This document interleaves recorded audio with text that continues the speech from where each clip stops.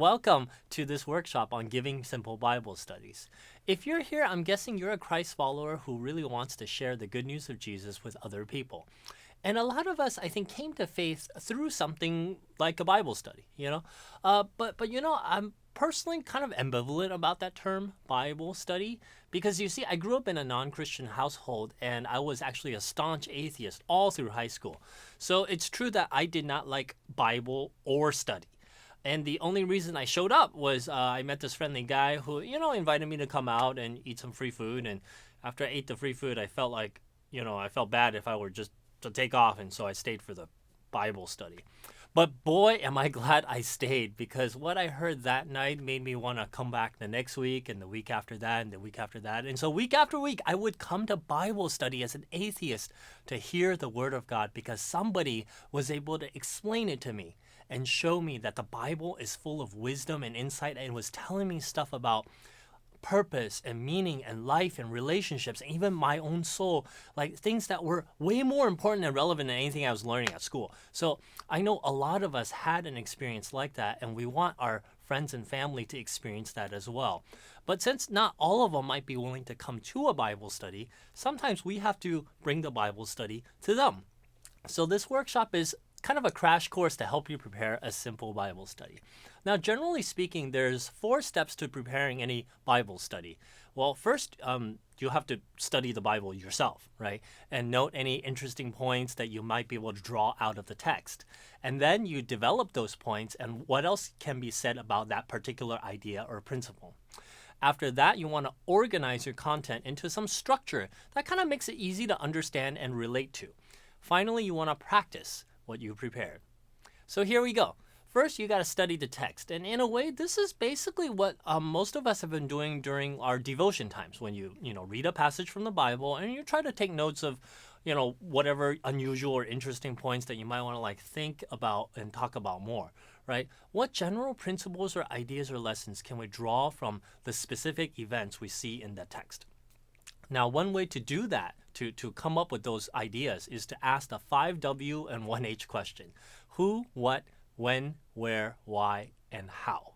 Of course, not every question is going to lead to an interesting observation, but trying to find insights is a little bit like mining. You go through a ton of dirt because it's totally worth it to find that one nugget or gem of wisdom or idea. All right.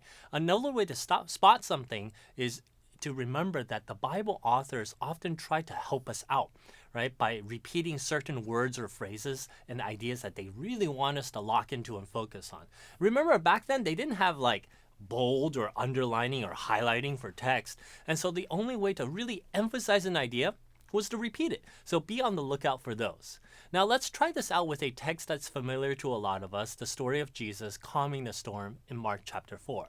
So I'll read this out for us and let's see what we can get out of this story together. So Mark chapter 4, starting in verse 35. On that day when evening had come, he said to them, "Let us go across to the other side." And leaving the crowd, they took him with them in the boat just as he was. And other boats were with him. And a great windstorm arose, and the waves were breaking into the boat, so that the boat was already filling. But he was in the stern, asleep on the cushion. And they woke him and said to him, "Teacher, do you not care that we are perishing?" And he awoke and rebuked the wind and said to the sea, "Peace, be still." And the wind ceased, and there was a great calm. And he said to them, "Why are you so afraid? Have you still no faith?" And they were filled with great fear and said to one another, "Who then is this that even the wind and the sea obey him?" All right, so to study this text, you might start off by asking a few questions about it. So you might say, what happened on this particular boating trip? Well, it seems like the disciples encountered this great windstorm. That's in verse 37. And, since it sort of went south, whose idea was it to go on this boating trip? Well, it turns out it was Jesus' idea to cross the sea to the other side. That's verse 35. And what was Jesus doing during all the action? He was sleeping. That's verse 38. And how did the disciples respond? Well, it seemed pretty clear they were freaking out because they were scared for their lives and kind of actually blaming Jesus for sleeping. That's also verse 38. And when did the disciples ask Jesus for help? It seemed it was when the situation was kind of critical and the waves were already breaking into the boat and filling it up. So that's 37. And how did Jesus respond to all this? So he calms the storm, and then he turns and asks the disciples, "Why are you so afraid? Have you still no faith?" That's 39 and 40. And what was the disciples' conclusion at the end of this whole episode? It says they were filled with great fear, and they were asking themselves, who is this? Who is this guy? Right? Also, you might have noticed that the word great appears in this text 3 times. So first there was a great storm, and then after Jesus rebuked the wind, there was a great calm. And finally, the disciples were filled with great fear. So, it's probably not a coincidence that these 3 all appear in the same story. So I might just jot that down and make a note of that. Now, I just want to point out again that not every observation question will lead to something really insightful. For example, you might have asked the question, what was Jesus sleeping on? The answer to which is, well, a cushion. Now, if you then went off and started asking yourself, what kind of cushion was it and how did it get there? That's probably not a very fruitful line of inquiry. Now, how you would know that it's not very fruitful, it's actually a matter of discernment, which is just something you sort of develop over time. But, if it's a point that you've never heard in any Bible study on this text, then it's probably a good chance it's not something you want to pursue too much. And so actually digging up your old Bible study notes is also a good source of ideas and points, as well as reading up on some good commentaries. So now that you have some interesting observations about the text, try to see what the point or idea is that you want to focus in and talk about. So from the first 2 observations, we can see that following Jesus sometimes meant following him into a great windstorm. So the point might be that being a Christian doesn't mean you're spared from the storms of life. In fact, Jesus might lead you smack into the middle of a crazy situation. Now, why would Jesus want to do such a thing? That would be something you'd want to think more about. Now, from observations 3 through 5, you might kind of paint this picture of the disciples scrambling on deck for their lives, but not wanting to disturb their tired master at first, but when the situation developed to a critical stage, suddenly turning on him with this bitter and blaming tone. Don't you care that we're all about to die?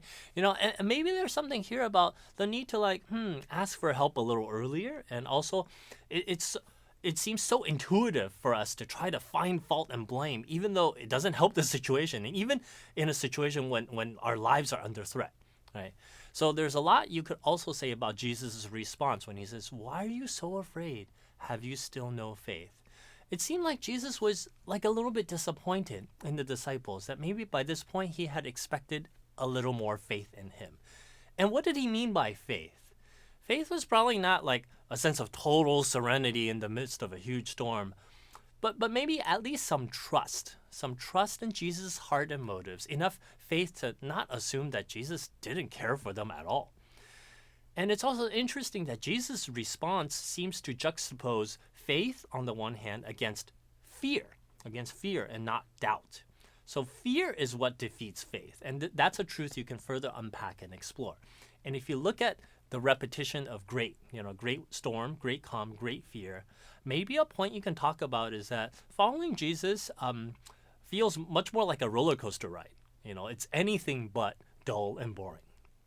So you can see from the disciples' conclusion as well that, you might think that you know somebody after a long time, and you would still be surprised when some situation arises that reveals something about them you never knew before. And the occasion for that discovery was this terrifying event, which, the storm, in retrospect to the disciples, must have seemed tame compared to the mind-blowing realization that the carpenter sleeping in their boat is actually like an X-Men. He has command over the forces of nature. Now, there's a ton more we could say about this passage, but let's just move on to step 2, to develop the points. Now, when you have a good point or principle, there's generally 3 things you can do with that. You can explain what the point means, you can persuade people that this idea or principle is true, or you can apply the point to their lives. Another way to think about this is to try to answer these 3 basic questions. What does this mean? How is it true? And why does it matter? So going back to our example, let's say we focus on the point about fear versus faith. Jesus said, "Why are you so afraid? Have you still no faith?" First, let's explain what does that mean. It seems to mean that fear is the opposite, the enemy of faith, which is a little surprising because most people might think the opposite of faith is like doubt or reason or arguments and evidence. And you can further explain how this comes out through the story. Because you could imagine asking the disciples, on like a calm day at the beach, whether like, hey, theoretically, if there was a big windstorm, do you think Jesus would care enough about you to like do something about it? And I bet they would all say, oh yeah, for sure. Jesus is always looking out for us, man. He's a powerful guy. I'm sure he would be able to keep us safe somehow. But then when the waves were swamping the boat and they feared for their lives, the disciples had a very different response. So after explaining this idea, you should try to persuade people that this is not just something they should accept just because it's like from the Bible, but you need to show that this is really true to life, right? These are truths that match with reality. So build the case that the Bible's insight fits with reality. Here it helps to bring in an example or an illustration. One that C.S. Lewis uses in Mere Christianity is the example of somebody going into surgery. A normal person would be convinced by the doctor that they need surgery and that, the doctor's going to put you down with anesthetic drugs and that, you're going to go to sleep, you won't feel anything, you'll wake up and it'll be all over, right? But then the same person who understood those ideas in his head when he's lying on the cold operating table and the surgeon's about to clamp that mask down on their face, they might panic and freak out all the same. And in that moment, what defeats their faith in the doctor is not that, some knowledge that the anesthetic drugs is, don't work or, evidence and reason to that effect. In fact, all the scientific data about drugs and anesthesiology would tell them that the drugs work fine. But what defeats their faith is fear. It's this irrational emotion that kind of comes over them in the moment. You can also share your own story if it applies about how you might have experienced fear defeating faith. A lot of people have a crisis of faith, not because they were shown persuasive arguments that, God doesn't actually exist or that Jesus didn't really rise from the dead. But often what rocks our faith and hinders us from trusting God is stuff like fear, like FOMO, fear of missing out, or fear of like life passing you by if you commit to the cause of Christ and you cancel your life plans for your career. It's fear of disapproval from friends or family if they found out, wow, you're like a real Jesus freak who actually takes the Bible seriously. It's fear of unemployment. If I put God first and I don't spend every waking hour building my resume, what if I can't get a job in this economy? So at this point, your example might actually lead into an application for the audience you have in mind. And of course, you should tailor the application to the person or the people you're talking to as much as possible. And for somebody who's really close to maybe making a decision for Christ, the application might be to just help them see that their remaining hesitation about becoming a Christian is probably not a matter of intellectual doubt, but it's an emotional or fear issue. And once you have an idea of how this point could apply to your audience, that brings you to the next stage of your preparation, organizing the content. Now you want to organize these talking points into a format that's easy to follow and makes the content relatable and engaging. Now, not every message or talk has to sort of follow the same format, and especially if you're engaged in a conversation, then don't be like sticking to a rigid outline or script or anything like that. But here's kind of a general format that works really well and maintains a conversational tone or quality, even if you're doing most of the talking, right? So this format is called me, we, God, you, we. Unfortunately, that doesn't like make up a really nice acronym or anything like that, but let me break that down for us. So the intro section is called me. And here's where you lead off with a personal example of something that happened in your life that kind of exemplifies the point you're going to talk about. Then you go into the we section, which is where you broaden out your experience to say, haven't we all encountered the same thing? This establishes common ground with the listener and makes it more likely that they're going to lean in and feel like what you have to say next is not just important to you, but really relevant to them. Then the meat of the talk is the God section, where you introduce the Bible text and what God might have to say about this life situation. After that, you transition to the you section where you apply the point or idea in a concrete way and you challenge your listener to act on it, or maybe the application is just for them to change their perspective.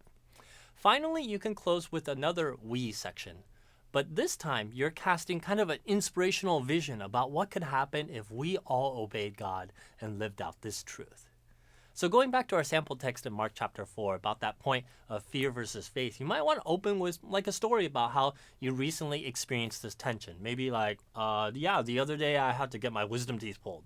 And the dentist told me, it's going to be fine. We'll put you under, you count to 10, and next thing you know, you'll wake up and it'll all be over. And it sounded like a great deal at the time, but then the day of the procedure came and everything was happening exactly like the dentist said it would, but I suddenly got really scared, like, what if the drugs don't work and I end up feeling everything they're going to do to me? And I felt this instinctive urge to just rip off the mask and run out of there screaming my head off.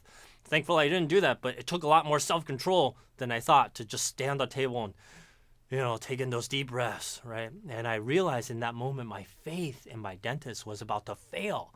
And it was not because I found out like, oh, he's not a real dentist or any like rational reason like that. My faith was about to be defeated by fear. Now, we've probably all had experiences like that when even the most rational of us fall prey to some irrational fear, like fear of insects that are like 1,000 times smaller than you, or fear of flying, or any number of things that we know we probably should not fear. But it's really easy to kind of lose our head when we're afraid, and that's exactly what happened to the disciples during a storm on the Sea of Galilee.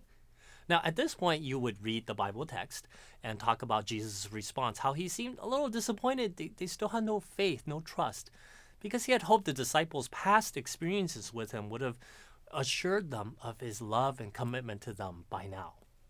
And applying that experience to our life, when we're in the grip of some fearful situation, we need to remember that what shakes our faith is probably not any rational, reasonable evidence, but in the face of that very strong emotion of fear, we need to hold on to what we once knew to be true about God's goodness and love.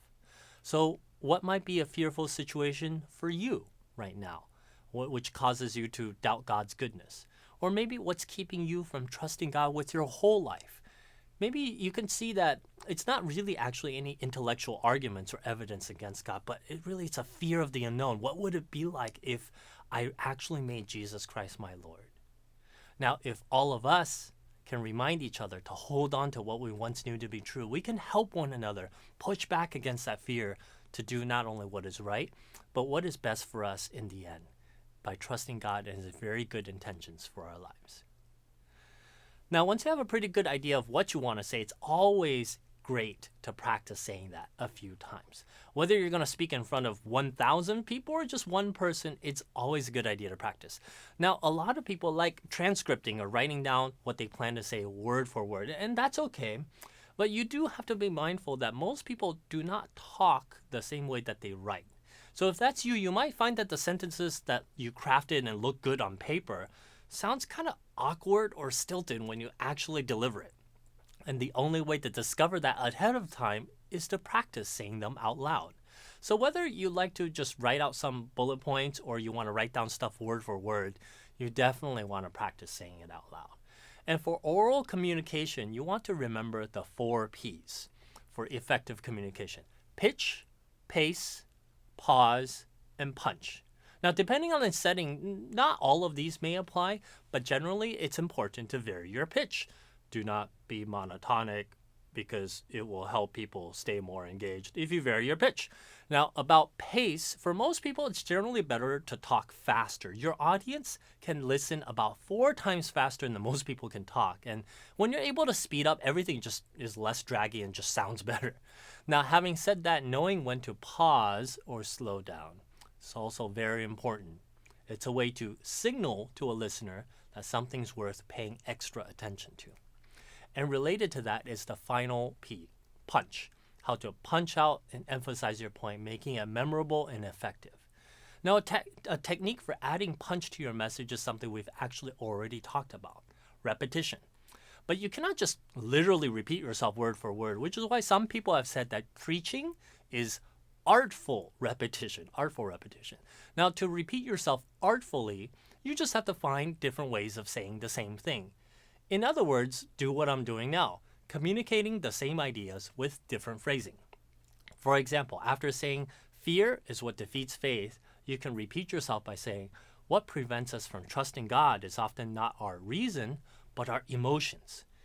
And at a later point, you can further emphasize by saying, faith is the art of holding on to what we once knew to be true, in spite of our changing moods. Now, if like most people, you find yourself having a really hard time restating these ideas on the fly, this is something you definitely want to practice and maybe script out a few ways to punch out the main point or idea. So there you have it, 4 steps to preparing a simple message. Study the text, develop your points, organize your content, and practice your delivery. I hope these tips can get you started on preparing your own message to share the gospel with someone in your life. Thank you.